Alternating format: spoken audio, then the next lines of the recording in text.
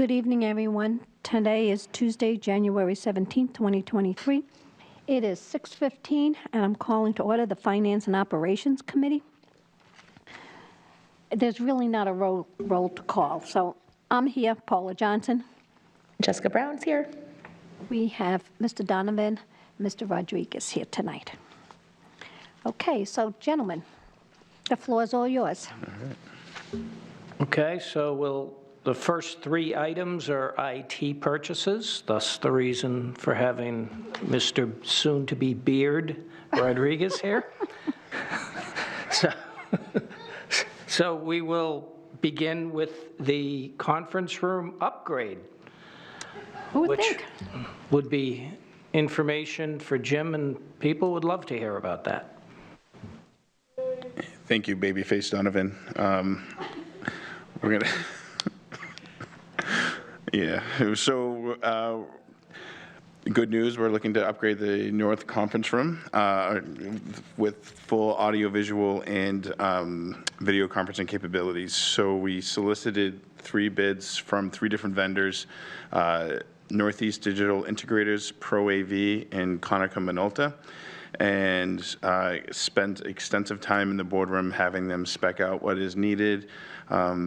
We decided to go with Northeast Digital Integrations because they had the most competitive bid in what we felt was the most comprehensive solution for this boardroom. So new microphones throughout, different cameras for, if you look through the bid sheet, pan tilt zoom, so that's PTZ if you're wondering, and a new panel over there, and all new equipment in the actual switchboard room, whatever that's called. AV is not my specialty, so, but we felt that even consulting with Mr. Johnson from the city, this is the best solution we're going to use to make these upgrades. So we're going to go with Northeast Digital Integrators. Konica Minolta, as you can see, the price is $85,000 to $105,000. We're not sure where that price came from. They weren't really too specific, nor did they give us anything that was itemized. So that was more or less a summary of what they were going to do, not what they were going to provide in terms of equipment. Pro AV was a bit higher, but we did feel again that Northeast Digital Integrators was the best solution for us. Have any questions or comments, Ms. Brown? So just I want to reiterate, you talked with Pete Johnson from the ETVs, yes, and they think this is going to work well with their equipment and our equipment and things like that. Correct. Yeah. So we like I said, AV is not really our specialty in IT. So we really consulted heavily with Pete or Mr. Johnson from the city too. For a good solution in here, so because that's his specialty, and we trust what he says. He knows what he's talking about. He's been in here and he's been using this facility for a long time. Right. So one of the recurring problems we have is that kind of buzzing we hear when people are speaking. Do we think that this is going to solve that? Yeah, it's going to be from what we understand from this sheet, it's going to be a soup to nuts upgrade in here. So it's not going to be a patchwork, piecemeal, or anything like that. It's going to be a rip and replace type of thing. Excellent. And I have one more question. What would be the availability for a board member or someone to Zoom in or something if there was a We'll have that capability remote with Zoom or video conferencing. So that's what the PTZ cameras come in, the pan tilt zoom cameras. So that'll help with board members if they need to Zoom in and be part of the meeting remotely. Thank you very much. I'm really looking forward to this. And when will this be done? Whenever we secure funding and when we schedule work with with Northeast Digital Integrators. So that could be depending on what their schedule looks like and then compared to our schedule and timeline. So that's to be determined. Okay, so it'll have to be done in between all the meetings. Correct. And they would be able to hopefully get that done within that time period? That would be, yeah, I'd want to consult with central office and the board to see when the meetings are and schedule around that. So I wouldn't want to cause any disruption with any business meetings in here. So people will be able to be home and Zoom into our meetings? They can still view the Right. ETV if they But they'll want. be able to talk to us? Not 100% sure about that. Okay, so there's no Zooming capability for them to talk to us at the meeting, like at the end? Yeah, so it would be the board members would be able to be part of the meeting if needed. So the board members, that if they can't come to the meeting, they would be able to Zoom in versus being on the telephone? From what I understand, yes. Okay, board members only. Okay. Because we really need to clarify that, because, people are watching this or might watch it later here said, oh, you can Zoom, and they might think that it's going to be them who get to Zoom in, but it's actually going to be more the board members. Right. Okay. And is there any reason why, other than I know Jimmy's going to be screaming at me through the window, why we can't have members of the public Zooming in or calling in the meeting? I'm not sure. Like I said, AV is not my specialty, but Okay. from what I understand, speaking with the Northeast and Pro AV and Conoco, that's a capability that would be had by the board members. So that would be the main attraction for getting video conferencing in the boardroom. Okay. Yep. Perfect. Any other questions, concerns?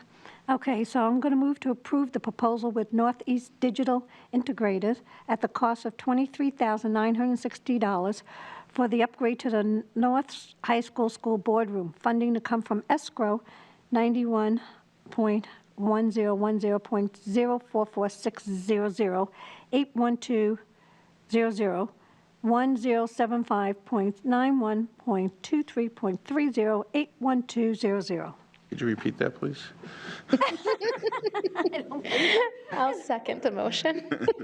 All those in favor signify by saying aye. Aye. Motion carries. All right, moving on. This one doesn't have as long of a count number, Ms. Johnson, so I'm sure you're relieved to hear that. It's okay. So we have our uninterrupted power supply at Nashua High School South, and this think of it as like a giant battery and not a generator. So this giant battery is to keep business operations going if power were to be lost for 26 and a half minutes. So this allows us and our IT team to power down our equipment safely and then bring it back up when power is restored. So right now it is, I hate to say this publicly, but it's currently in a disabled state. So it is necessary that just for all district and business operations that we have this battery replaced and installed quickly. We solicited 3 bids from RTM, which is Remove the Mystery, Conoco Minolta, and TNT, and RTM came out with the most comprehensive and the best solution for us at $29,538.44. So this is a very necessary thing, and it's one of those unanticipated expenses that you really don't see coming until it actually breaks. So it's a very necessary thing for the district. And the other thing too is we've attempted to repair it a number of times. We've worked with Gary Connors at Plan Ops, and so we've brought in some electrical experts, and they basically have told us time to get a new one. Yeah. Do you have any questions? I don't. It seems urgent and appropriate, and, buy it as soon as possible. Yes. My question is, because we had an attachment, and it said here, the company RTM, due to the pandemic and its impact on supply chains, RTM Communications cannot guarantee availability quoted or approved items at this time. We will have availability once the order is processed, picked, and shipped, and communicate any changes to availability at the time. Changes in pricing have also been an issue. If that happens, we will let you know as soon as we have that information to confirm. I'm not going to go through the rest of it, but basically the same thing. So my question is, we put the order in, are they going to have what we need? Yes, they will. Okay, Yeah, that's just their I'm going to say disclaimer of pretty much, it's their paragraph that they use at the bottom of all their quotes. Okay. Yep. I just want to make sure, because when you Yep. read this, Yep. you're saying to yourself, if they can't get it, and then when it comes in, they can change the whole price on us after we order it, and we can have a price up to $41,000. Right. And then they're not the lowest. Bid anymore. Yep. Yep. Okay. So we got that settled. Do you have any question? Okay, I'm going to move to approve the purchase of the uninterrupted power supply UPS from RTM for the Nashua High School South School at the cost of $538.44 to support this necessary upgrade for the district networking infrastructure. Funding to come from account 91.1.992225-53628. A second? Okay, all those in favor, say aye. Aye. Motion carries. Okay, so we're done with that one. Next item up is webcams for the elementary schools. These are going in the computer labs, and this is to support logins for the elementary school students. Usually K to 3, but we extended it to K to 5. It's just, it allows for faster logins using Clever. So these Clever badges actually are pretty neat. They print off a QR code and they flash in front of the webcam, and it gives them automatic login to their desktop and into the Clever system, so they can pretty much get to business right when they enter their computer lab. And these webcams at relatively small money allows the TIAs in these computer labs to get to work with the students right away, as opposed to spending at least 10 to 20 minutes helping students log into their systems. So this is something that we've heard from the elementary schools. We listened, we want to put these in. We piloted it at Charlotte, and it went off without a hitch, and teachers and TIAs and students loved it. So, because we're really working with an application called Clever for secure, faster sign-ins for a lot of our enterprise applications that students use. Do you have any questions? No, but I do really appreciate the fact that you're bringing this to us to, help making sure the kids are working in a more engaging fashion and accelerate the learning time. That's great. Yeah. So is this just a QR code on the badge? There's no face recognition, no hands or anything? Nope. Just a QR code that they put in front of the camera. If that's a lens that puts it right in, and boop, instantly logs them in. Okay, so there's nothing that they can pull, with the face? No. I know that Whole Foods is going through all that pretty soon.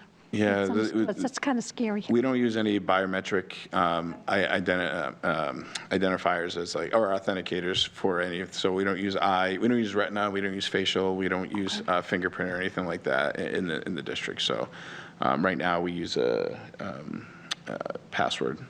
Okay. Yep. Anything else? Okay. I move to approve the purchase of 330 webcams from CDWG for the cost of $10,395, funding to come from account 91.1.992225-61607. Second? All those in favor say aye. Aye. Motion carries. Okay.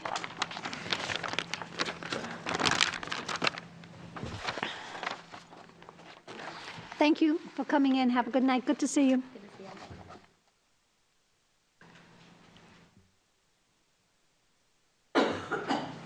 Good night.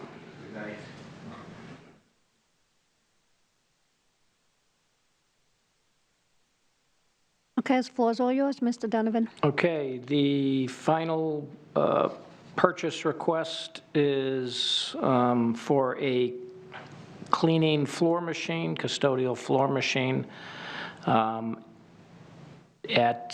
Fairgrounds Middle School to replace a walk-behind one that has reached sort of getting towards the end of its useful life. This will allow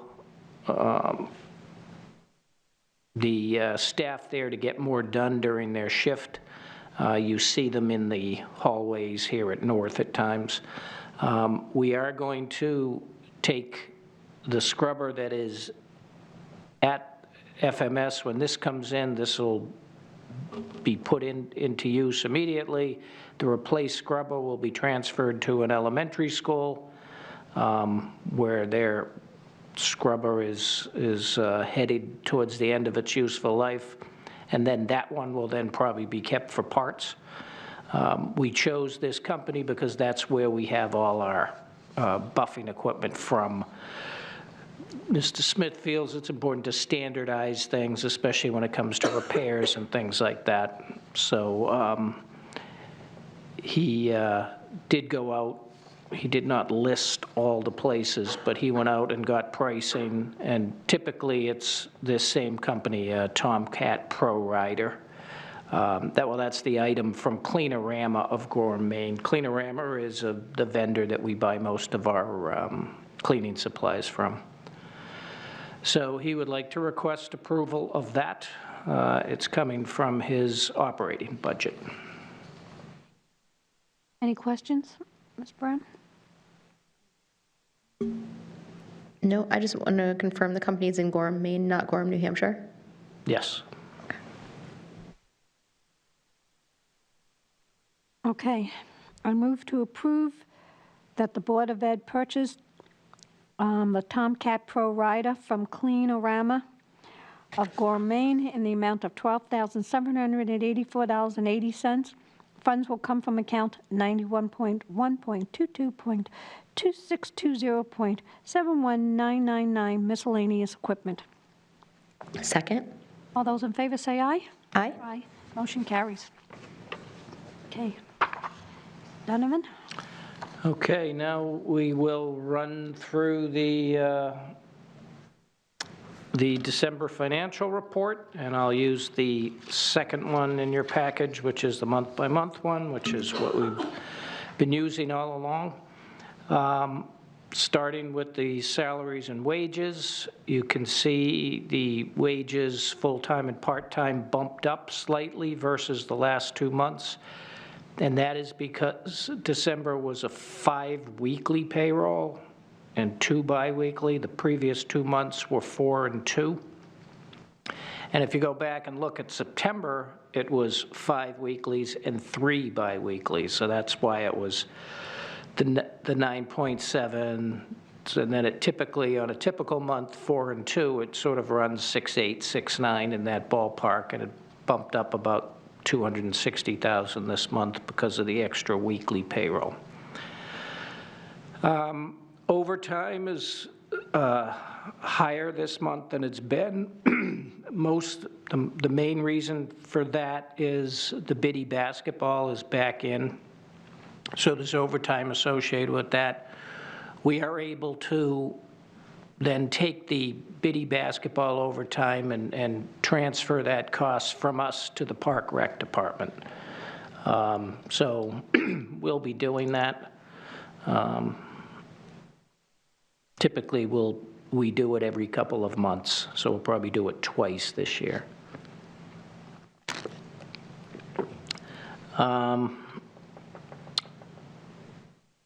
Going down, not too much else. The stipend number is high this month, and that's because the fall sports coaches at both high schools were paid, thus the $119,000. And then you can see right below that, retirement and separation pay. That's just some vacation time that a custodian that either left or retired had. So you can see year-to-date there, it's the $999,000, so we're pretty much spent. We had $1 million in that account. We will have some more costs this year for people when they're leaving, mostly people that have vacation time, so that number will run over the budget. But not too bad because we have paid all the severances for teachers and things. So there still could be, for example, we're going to have our, you'll see a hit next month for special ed director who left. So there'll be some money there. They tend to be a little higher than the average person. So all in all, the labor's okay. seems to be running according to plan. Fringes, not too much. That's mostly city estimates. The next, professional and technical services. You can see the legal account is up a bit this month. I didn't bring my sheet which listed it all, but so next month I'll give you a breakdown of why it's 20,000. As you can see, it's usually somewhere about 5,000 to 8,000, but it does include Attorney Clausen's in there at 4,000 a month. We use Attorney Bennett at times for special ed, but the 20,000 is a little tricky, so I'll see what the other item is that, I'll bring that next month. A couple down below that is staffing services. That's the ESS, the company that's getting our subs. And then we go down, pupil support is OT/PT services, contracted services are mostly from the IT and Plan Ops department. There's some special ed in there too. We flip over to page 2, electricity, heating, gas, and water. Thus far this year, our electric, because we have that rate baked in at about 7 cents, we're lower than we were last year by about 150,000 year to date. Heating gas, we're lower by about 15,000, but we'll see most of the cost of heating gas, you get a little bump up in December, but the 4 big months are January through April. And keep in mind, those bills are sort of a month behind, so the 81,000 in December are November's bills, right? And kind of rolls forward. So not too much of a cause for concern, but if there is, we'll notice it over the next couple months.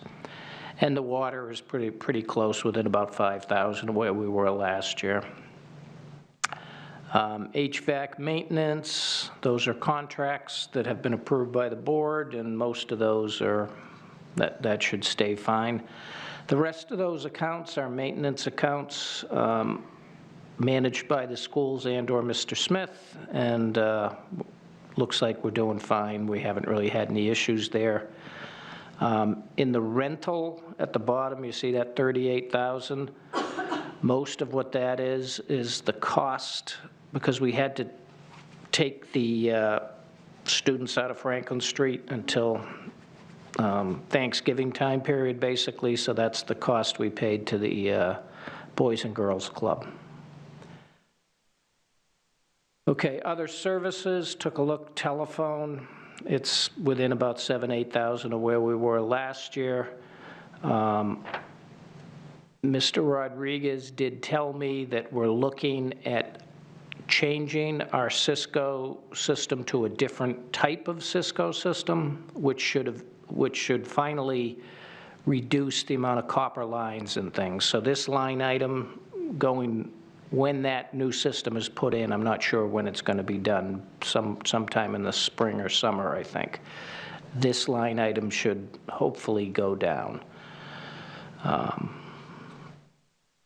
It was supposed to go down when we put this phone system in, and it didn't, but hopefully it will this time. Other than that, small items here, not too much expense. Till you get to the bottom, you'll see regular transportation services. So we're back to just being 1 month behind on the transportation. The 807 the month before sort of caught us up, and 367 is the monthly expense for the regular. Flipping to page 3, you can see the same thing for the special ed transportation. Tuition out of district, looks like we will stay within budget on that again this year, so that would be 2 years in a row. And mainly it's fewer students being out in out of district, which is a good thing. Will that continue forever? Who knows? The costs of those outside schools has still continued to rise. We just have fewer students. That's that. Supplies and materials. The only thing there that sort of stood out to me was the educational supply number is quite high for December. Usually it doesn't, there's not that much of a hit in 1 month, but most of those costs come from the school's budgets. So my guess is they were sort of ramping up for the second half of the year, so to speak.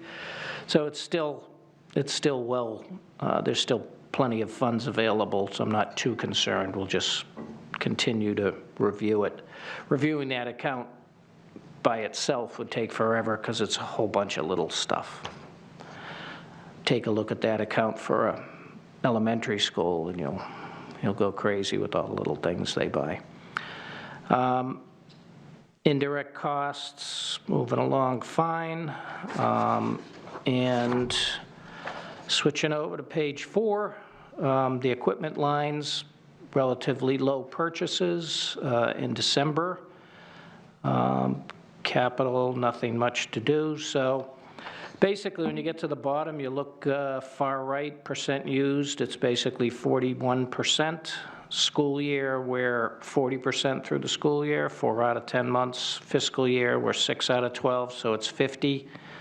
So that you always want that number to be in between those two. It is, it's on the low end, closer to 40 than 50.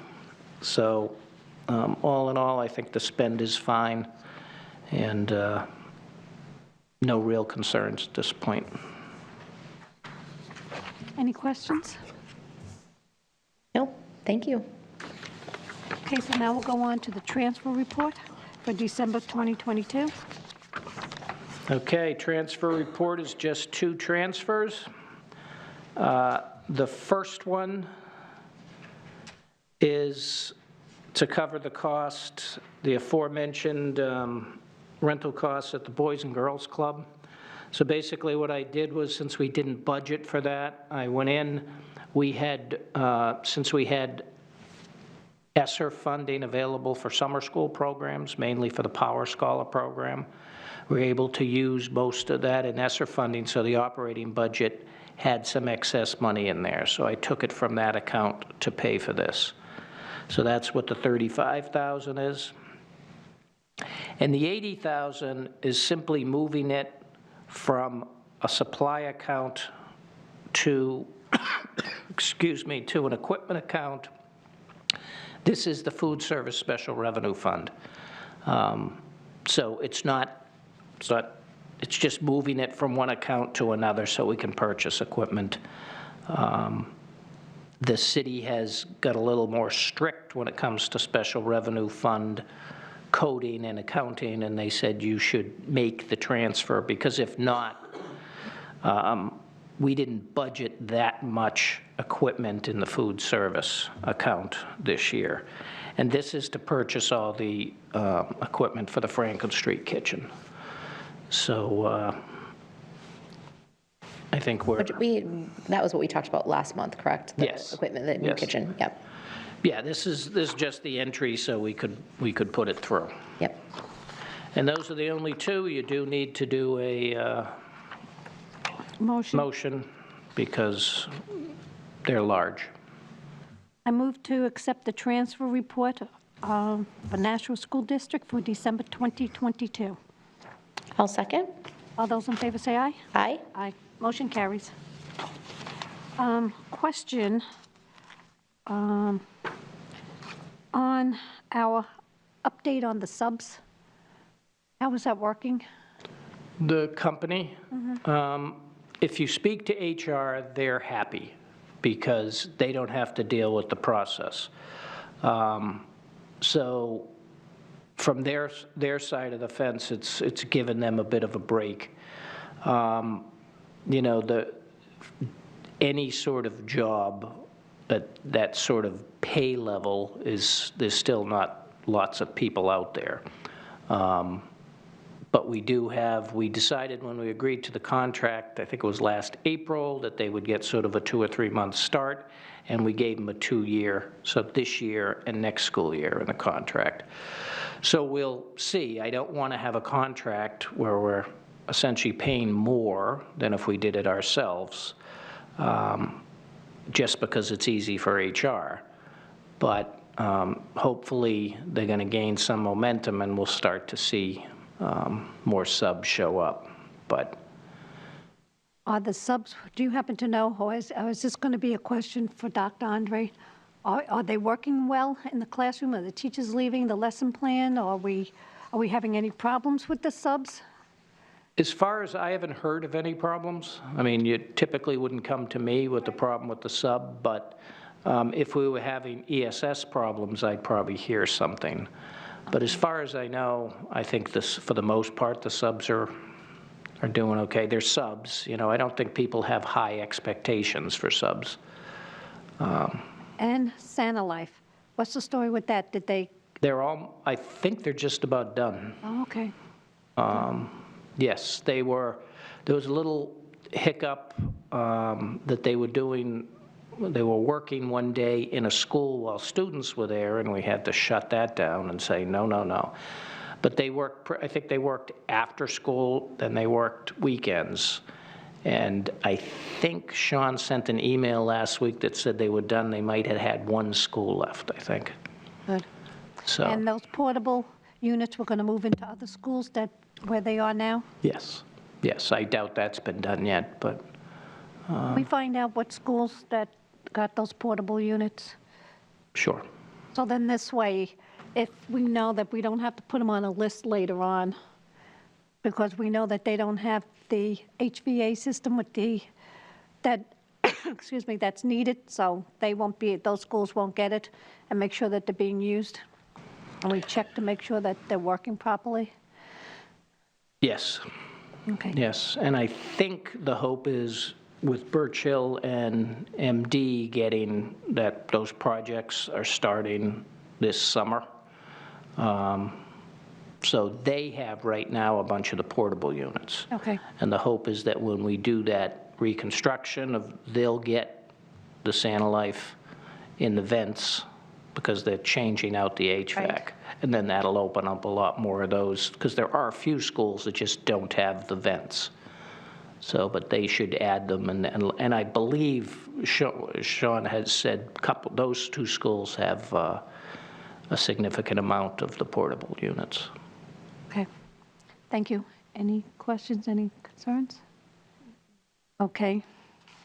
So I'll entertain a motion to adjourn. So moved. All those in favor say aye. Aye. Aye. Motion carries, so we're adjourned at 6:43. 3. I can't see the light. Thank you, Mr. Donovan. Thank you.